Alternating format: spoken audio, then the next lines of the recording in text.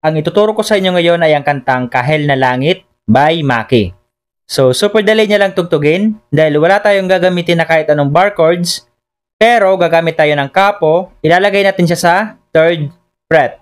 So, ang mga chords na gagamitin natin para sa intro, verse hanggang chorus ay D, A, G, bali pa-play mo yan ng 3 times at pagkatapos ay E minor at A. At yung gagamitin natin na strumming pattern para sa intro, verse at chorus ay kapag D at A, down, down, down, up. At kapag G, E minor at A, yung kanyang strumming pattern ay down, down, up, up, down, down, down, up. So, ganito siya. Down, down, down, up. Down, down, down, up. Down, down, up, up, down, down, down, up. Then ulit. Down, down, down, up. Down, down, down, up.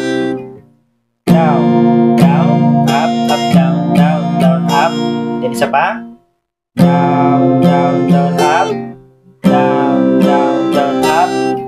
Down, down, up, up, down, down, down, up. Down, down, up, up, down, down, down, up.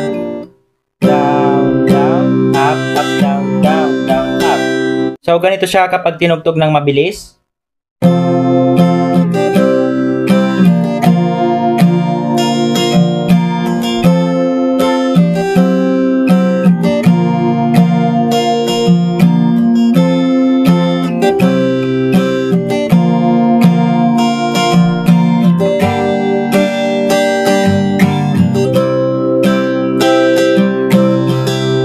So, ganun yung strumming pattern niya para sa intro, verse, hanggang chorus.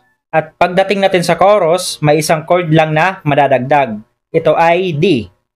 So, yung strumming pattern niya ay isang down strum lang. Ganito. So, kapag tinugtog natin yung chorus ay ganito siya.